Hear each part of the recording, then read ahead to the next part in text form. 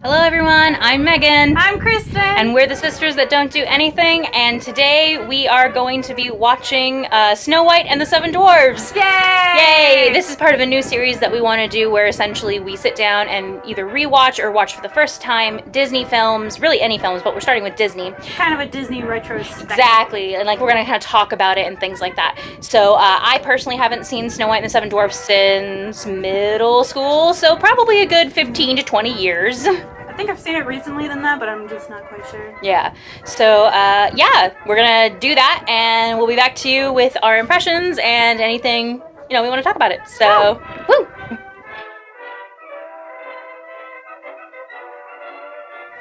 Hello, I am still Megan. I am Kristen. And we just finished Snow White and the Seven Dwarfs, which is the very first. It's the very first of Disney's full-length animated features. It was made back in 1930s. It was in the 1930s. Up until the movie, they had the company, which it wasn't really a big company at that point, had just been doing little shorts and things like that. Well, they started off with Paramount or but it still wasn't But it still wasn't very big at the time. Yeah, but then they switched because Walt Disney wanted to start his own company. You have Oswald the Lucky Rabbit, and that's where he got Mickey, and so he and his brother started their own company, got Mickey Mouse and all of that. Yes, but they were all little animated shorts until Snow White and the Seven Dwarfs. Mm-hmm. So that's the very first one. I would say first... At least in full color. Yeah, in for full like color. An hour long. Because Steamboat Willie was... Well, that's what I'm saying. Full-length animated feature. First theatrical one. Theatrical. Very theatrical, actually. Yes.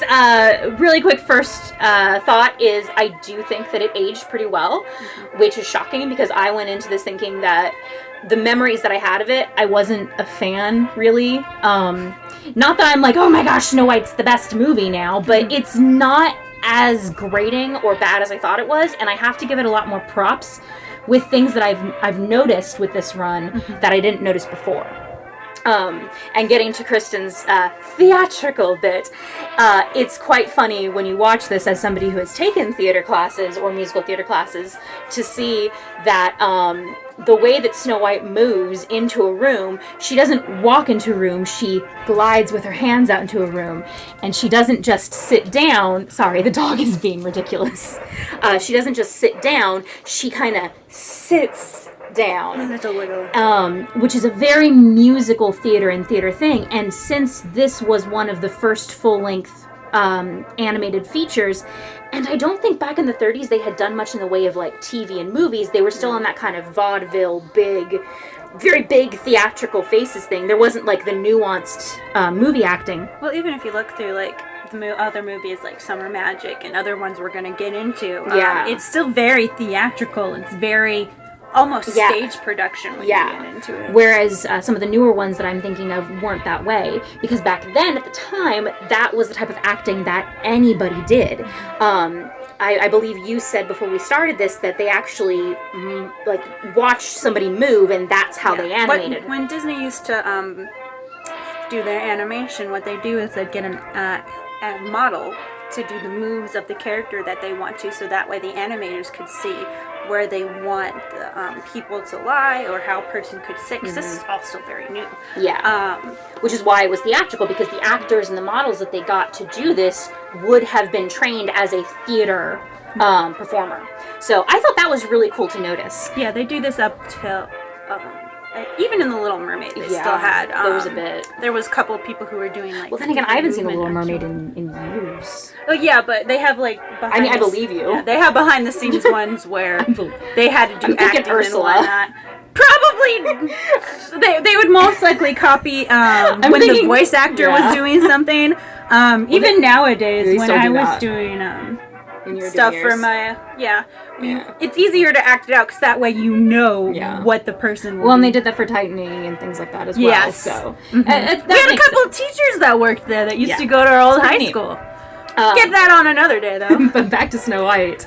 I think that one of the coolest things that I noticed was the bits in the background. Like, I had never noticed before that the clouds in the very beginning moved behind Snow White's castle. In the memories that I had in my head, it was always just a flat backdrop, and it's not. It very much was full of movement if you really looked at it, and they had tiny details. Yes, okay. Throughout the castle. The witch's mirror, the evil queen. The evil queen had the zodiac symbol. Yeah, all around it. And I like how her throne was a peacock, because she's basically a peacock. Well, because in the very beginning when they open the book, there's a peacock on the side, and I was going to comment that it was weird, like, why is there a peacock? Because there's no peacocks in this story, but there are, because the evil queen is the peacock, technically, which is really neat, and kind of not nice to peacocks, but that's beside the point.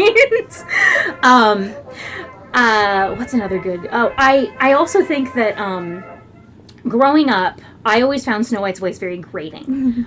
Always. It's just the way they... Back in the 1930s, I think this was how they sang, with the very high nasally, with a smile and a song. Yeah. And that's how her... I think it's been exacerbated in my brain over the years, and that's how I heard her. It didn't bother me that much this time. There was one song in particular when she's in the forest with the animals. And I think it's the one we were just saying, with a smile and a song, that I was just like, yes, okay, Snow. Because Whistle While You Work wasn't that bad. Yeah, wasn't that bad. I'm wishing for the one I love. Oh, you had remember she was wishing for me. Oh yeah. Okay, so the song. Next time we'll write down more notes. Well, yeah, but we're gonna edit it anyway, right? Yeah. So the song "I'm Wishing for the One I Love," she states at the beginning of the song, "We are standing by a wishing well, and when you sing into the well, if your wish echoes back to you, your wish will soon come true." So she sings the song, which is "I'm wishing," and then "I'm wishing" echoes back. "For the one I love," no echo, "to find me today." So, like, literally, if you want to take her words literal, her wish is, "I'm wishing to find me today." It's not "for the one I love," because girl power. So I was like, oh, okay. I don't know if they meant that to be progressive, but that's that's an interesting little bit. I thought that was kind of cool. I also give more mad props to the fact that, like, in the original Grimm story, I don't think the prince had ever met Snow White. He just kind of came across a corpse in the forest and thought, "Wow, that's pretty. I want to kiss that corpse." That sounds like an awesome idea. Whereas in this one, the prince meets her first. Mind you, it's for like 2 minutes, but they at least meet, and then he spends, I guess, like a year, because we figured out she was in that coffin for a year. About a year, because you see snow and... You see leaves, and then you see snow, and then you see the flowers again. Yeah. So you see all of that, so it's an entire year, and it says in, like, text that the prince had been looking for her. Mm-hmm. So, like, he spent a whole year looking for her, so I give a little bit more props to the idea that, like, okay, yeah, they did just meet, but at least it's not as creepy as it could be. I took away points from this movie for the fact that the evil queen in the book comes at her 3 times, you know? Once with a comb. Yeah, once with a comb to poison her. There was poison on the comb. Once with a corset that would crush her ribs. And then once with a poison apple. And first of all, more points to Snow White for this, because in the book, she invites her in 3 times, which is stupid. After the first time, you're like, okay, you know what? You're dumb. Also, props to Snow White, when she was running through the forest and she got scared. And then, you know how when you're a child, everything just seems scary? Oh, yeah, she's 14. She is 14 years old in this. A 14-year-old princess. So, and she's running, and all the trees are turning into eyeballs and things like that. And then suddenly she takes a minute, and she breathes. Yeah. And then she's like, oh, it's not as bad as I thought it was. And she flat out says she's embarrassed for acting that way, which is pretty cool. I liked that. So it's not... I always thought of her as a useless princess, because a lot of the original princesses, to me, really didn't do anything. I would say that at the very least, she has more of a self-awareness, especially for a 14-year-old. But we were talking about giving props and taking away props. I give props to Snow White from the movie for the fact that she is only tricked once, technically. I take away props from the Queen because she didn't read any of the bylines of any of her spell and did one. She could have been stuck as an old hag. Yeah, we don't know. We don't know. Because all of a sudden she goes, I made this poison apple. Perhaps I should see if there's a cure. Oh goodness, there's a cure. So she didn't even read if in turning herself into this old hag, if there was a way to turn herself back. She just assumes that there is. So, like, Queen, maybe read your book a little bit better. Yeah. But yeah, so another thing that I kind of give props to is that, like, again, in my memory, Snow White kind of came to this cottage and was just like, I'm gonna live here now. Very Goldilocks and the Three Bears. This is my place. Like, it was weird, but in the movie, she gets there and it's completely filthy. She knocks on the door. Looks abandoned. Yeah, looks completely abandoned. She calls out hello, and only then does she go in, and then she kind of looks around and thinks, oh, this stuff is all small. I think kids live here. Or did. Or did. Either they live here or they did live here. And she thinks, okay, well, maybe they're orphans. If I clean, maybe they'll let me stay. As opposed to just kind of going, I'm gonna live here now. This is my home. Yeah, so kicks down the door. Snow White in the house. Yeah. However, I did take away some points from her for the fact that she speaks very condescendingly to the dwarves. I think that was more just a sign of the times, but the entire movie, she's like, now, little ones. And I'm thinking, those men are like 40 years old, and you're 14. Maybe don't. I do give her props, though, because she actually had, instead of having the deer lick the dish, which is what you remembered them doing. It was so gross. She actually had them wash it, and I was like, yay! Yeah. Instead of just putting it back in the... And in Enchanted, when those roaches come... We'll get to Enchanted eventually, but yeah, the scene based... the scene in Enchanted based off of this is slightly grosser than this one is by comparison. With rats and things like that. Yeah. Well, I mean, you only get that in a city, but still, it's just like, you don't know where those have been. Gross. Even the fly cleaned itself It's true, yeah, the fly went on soap and cleaned itself off. That was cool. Mm-hmm. Speaking of, favorite song in the movie is 1001% the, like, washing up song. I forgot that existed, and I kind of love it, and I personally think that during these trying times when they're trying to get us to wash, as opposed to singing Happy Birthday, we need to sing the washing up song. Just go. It's so good. And it makes you wonder, because they say, what soap? And you're like, dude, when was the last time you washed? Well, they said recently. They soaped up recently. So yeah, what was your favorite song in the movie? Would you say? Oh gosh. Hi Ho, usually I like that song. Yeah. I did like the washing because there was a lot more... They put a lot more of dramatics in there, you know, instead of character. Let's just watch these guys wash. Yeah, let's just watch them. I try to drown some people, you know, twice. 2 separate characters. Just waterboard grumpy. So I think that's mine. Hi Ho is an interesting song for me because the one we always know is Hi Ho, it's off to work we go. But they only sing that once. Mostly they sing Hi Ho, it's home from work we go. Mm-hmm. So that's kind of interesting to me. Mm-hmm. That's what we know. I liked how we were talking about earlier. It's like, why don't the peasants just revolt if they don't like the queen? I don't think there's peasants in that I don't town. know if there's any peasants or not, or if the huntsman was the only person left that she kind of trusted. And he yeeted out of there the second he gave her a pig's been heart. Like, nope. And he's like, here you go. I'm going on an extended vacation. Yeah. Thanks for the promotion. Bye. Yeah. But how. I liked the intricate kind of evilness that was in there. And the reason why they didn't revolt, because she was legit crazy and a wicked queen. Powerful. I mean, powerful. Yeah, she's very, everybody knew that she had these abilities. And I think they were exacerbated because Grumpy says in there, she can turn herself invisible. She could be in this room right now. So, then it makes sense. It's funny because sometimes with certain Disney movies, they leave me wondering why. Yeah. But with this, why did you put up with this? Why did you do that? How did this lead to that? But with this one, it's such like a true classic fairy tale that you're like, it makes sense. Yeah. So, let's see. in my head, I'm going through our Disney bingo, the different things that, like, each Disney movie would have. So we've got dead parents. Yes. Yeah, Snow White is technically... I mean, it's her stepmother, but she's technically an orphan. Yeah. Because, like, you know, her parents aren't there. Mm-hmm. You've got Plus, horse. if, like, the queen killed the husband, then you would need someone alive. Yeah. You've got a horse. You got a horse.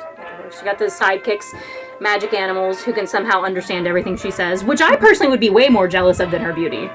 I want animals to, you know, do things that I want them to do, right, Bill? Disney death.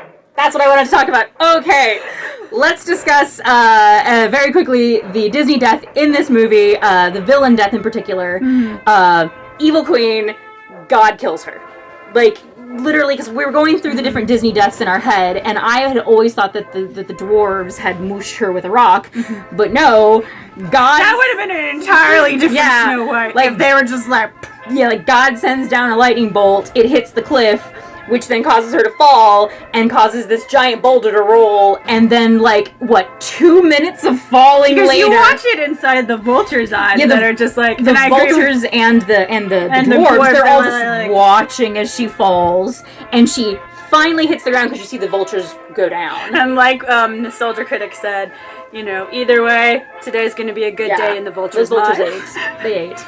But yeah, that's a pretty gruesome Disney death for, like, the first... Yes. Oh, and Snow White's death in that, like... Oh my goodness, so if you listen to the words, she's like... We heard the word congeal a lot. Yeah! They're like, her blood will congeal! And you don't actually see her die, is the thing. It all happens off screen, but you just hear, well, I feel so strange. Mm-hmm. And then she starts gasping, and then you just see her hand fall to the ground with the apple. And I just went... Oh gosh! If you put on the subtitles, you will hear things that, like, you're like, wow, I don't remember that in the movie. The queen calls the mirror a slave. Yeah, and then I thought, oh, okay. Like, there's just a lot of little bits. I do enjoy subtitles. Yes. Highly recommend that. But yeah, so I guess Snow White, I would still definitely recommend it for people. Oh, yeah. I might even recommend it for kids more than I did before, because... Snow White has always been a nice classic. I like the way that they blended the cartoony dwarves with the realistic villains. And the watercolor backgrounds with the it's really well put together. I am not an art major. I know acting and not really art, but the watercolors were such a contrast to how much the dwarves were animated that they popped, like the dwarves and Snow White and all them. It was really cool that even I, who know nothing of art, noticed it. So, and then I like it because it still blends well to this day. Like, but Disney Digital Blu-ray, again, I'm always going to come back to this, is when I watched Aladdin on there, it felt like you could see the cell frame of Aladdin. He was separate from the background, whereas I think this is still why I like DVDs better, too, instead of Blu-ray. At least for the older stuff. Yeah, for the older stuff, because they blend well together. Yeah. So, yeah. But... It was very, very, very pretty. I recommend it. I recommend it for kids, even though there are some very, very creepy moments. I don't think it's as creepy as a lot of things. I think it's a good way to introduce your kids to, like, creepy ideas in a good way. Especially if you sit down and explain it. Because I remember being gut-wrenchingly terrified. Of course, I was a giant wimp growing up. But I was terrified of this film.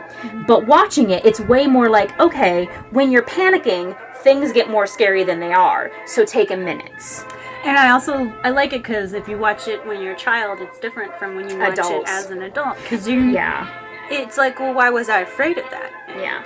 And I think it's important for movies to do that, in particular Disney films. I don't know about any of the newer ones, because it's been a while since I've seen a lot of the newer ones, but with the older ones now, I always thought, oh, this wasn't going to be relevant, whatever, I saw it when I was a kid, but it is completely different now that I'm an adult.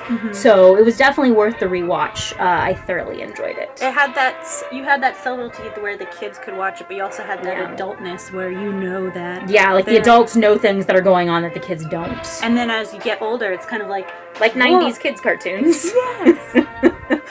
Like a surprise. Yeah, exactly. You're like, whoa.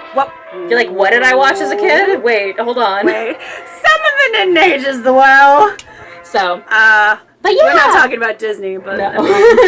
Those will be things we get into later. Yes. But yeah, so that was our very first in this, I guess you would call it the retrospective. Disney retrospective. Or Disney retrospective. Or Disney talk. I like Disney retrospect. Yeah. Because we're just kind of chatting about it. Talking about it. Yeah. We don't really go back and talk about the whole film, but that's... Well, we're talking about our impressions of the film. Yeah, so. there you go. But yeah, so our Disney retrospective, this is the first one, Snow White and the Seven Dwarfs. We hope you all enjoyed it. I believe the next one we're doing is Pinocchio! By the way, they said Jiminy Cricket in this movie. Oh, yeah, that was weird. I couldn't, maybe that was that like a slang term back then? It might have been a slang term. Like in the 30s, people go, oh, Jiminy Cricket, instead of saying, oh, beep. Jiminy! Oh, my! Yeah! I can fly! They say Jiminy a lot, and they say Jiminy Cricket, and I just... Before Pinocchio. Well, that's the thing. I sincerely thought it was from Pinocchio, but Pinocchio was made after Snow White, right? Yeah. Like, years later. Yeah, Snow White was the first. So. Yeah, so, I don't know. But anyway, that's going to be our next one. That is another one that I have not seen since before the last time I saw Snow White. I think I have seen Snow White before the last time I saw Pinocchio, if that makes sense. I think I've seen scenes of Pinocchio since, because I like to watch a lot of the making of documentary things. Yeah, but scenes isn't watching the whole movie. I've seen scenes of Snow White since then, and that was way different, so... It's true. Yeah. But yeah, we're watching Pinocchio next, so it was nice chatting with y'all. We hope you enjoyed this video, and we'll see you next time. Bye!